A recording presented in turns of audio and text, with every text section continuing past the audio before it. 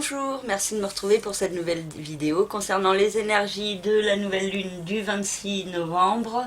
Donc pour votre signe, soit votre signe solaire, votre signe ascendant, ou alors le signe où il y a plusieurs planètes dans votre thème de naissance. Donc je vous invite à regarder pour chaque signe. Ces vidéos sont complémentaires aussi avec la première partie qui est générale et qui décrit les énergies planétaires telles qu'elles sont actuellement. Donc je vous invite aussi à aller visionner la première partie.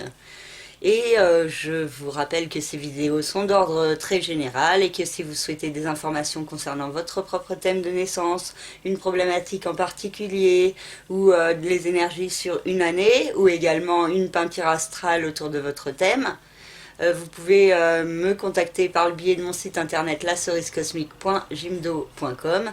Dans la rubrique service, vous avez toutes mes prestations et en bas de cette page, vous avez aussi plusieurs exemples de certains thèmes réalisés en peinture.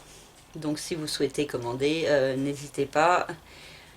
Et voilà, pour autre analyse. Pour le signe de la Vierge, le Soleil, la Lune et Jupiter ont une incidence sur la maison 4, le secteur de la famille, du foyer et de la résidence. Et donc cela peut être assez perturbateur pour certains vierges, mettant en lumière la nécessité d'aller de l'avant dans ce domaine de votre vie. Chez certains, ça peut être de belles opportunités justement pour progresser. Donc peut-être un déménagement qui est possible ou une évolution avec certains membres de votre famille. Donc il y a vraiment cette notion d'évolution à mettre en place dans ce domaine. Et vu que le signe du Sagittaire est au carré du signe de la Vierge, ça peut être source d'un petit peu de perturbation pour certains. Et une tendance peut-être excessive qui pourrait ressortir. Uranus se trouve dans le secteur de l'évolution, de l'ouverture sur le monde, de tout ce qui est administratif, judiciaire ou légal. Et de l'enseignement et de la spiritualité également, et il y a cette nécessité d'établir certaines transformations pour pouvoir avancer dans votre vie, pour pouvoir aller de l'avant et progresser. Et Uranus se trouve dans le signe du Taureau, donc au trigone du signe de la Vierge qui se trouve ici, et donc cela peut être très positif pour vous. Les changements mis en place peuvent être favorisés et ils pourraient être source de beaucoup de bienfaits par la suite. Donc il y a peut-être cette nécessité à faire confiance au changement et à ce qu'il peut vous apporter. Donc il y a vraiment cette notion d'évolution qui peut se mettre en place progressivement et qui pourrait prendre plus d'ampleur au mois de janvier quand Uranus reprendra son mouvement direct. Pluton, Saturne et Vénus se trouvent dans le signe du Capricorne, dans la maison 5, le secteur de la vie sentimentale, affective et créative. Et il se pourrait qu'il y ait une renaissance à mettre en place dans ce domaine. Pour certains, ça peut être aussi une naissance, une procréation qui est également possible.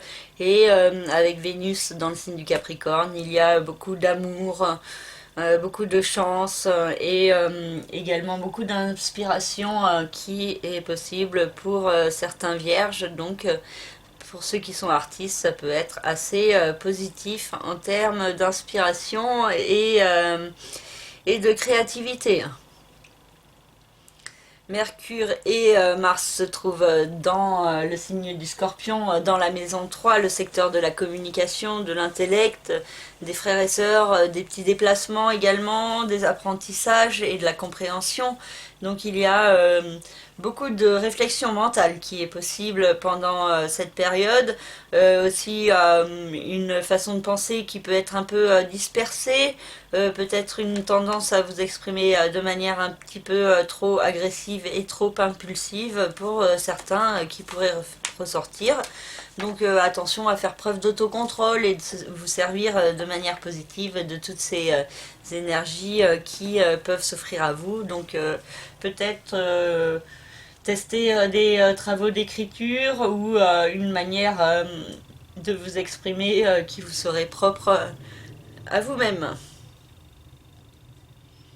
Ensuite, Neptune se trouve dans le signe des poissons, dans la maison 7, opposée au signe de la Vierge, donc qui concerne les hôtes, les associations, les partenariats, le couple. Et donc il peut y avoir beaucoup d'incertitudes qui se produisent chez les Vierges concernant ce domaine de leur vie. Mais Neptune reprend son mouvement direct le 27 novembre, donc le lendemain de cette nouvelle lune, et peut amener de beaux événements magiques, inédits, la possibilité de réaliser certains rêves au sein du couple qui est possible pour certains. Pour certains qui sont célibataires, ça peut être aussi une rencontre de rêve qui est possible. Donc pourquoi pas rencontrer l'homme ou la femme de votre vie, hein. Donc parce que il y a quand même cette notion d'idéal qui est possible et qui pourrait chez certains apporter de belles énergies magiques et inédites.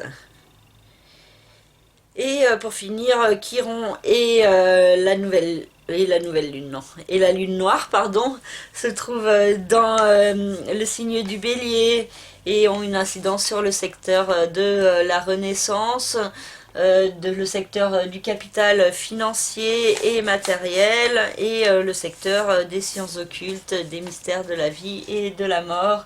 Et il y a des peurs enfouies en vous qui sont à transcender donc concernant ce domaine, donc soit concernant vos possessions, soit concernant tout ce qui est en rapport avec la spiritualité et certains signes que vous pouvez ressentir en vous et donc peut-être ces peurs à transcender pour vous diriger vers une guérison intérieure et donc vers une renaissance en profondeur plus au service de vous-même. Voilà, j'ai fini cette petite analyse. J'espère qu'elle vous parlera et qu'elle vous aidera à vous orienter. N'hésitez pas à me contacter si vous en avez besoin par le biais de mon site internet lacerisecosmique.jimdo.com. N'hésitez pas aussi à vous abonner si ce n'est pas encore fait, à laisser des commentaires, à mettre des pouces bleus et à continuer à me suivre. Donc je vous remercie pour cela et je vous dis à très bientôt pour une nouvelle vidéo. Merci beaucoup. Au revoir.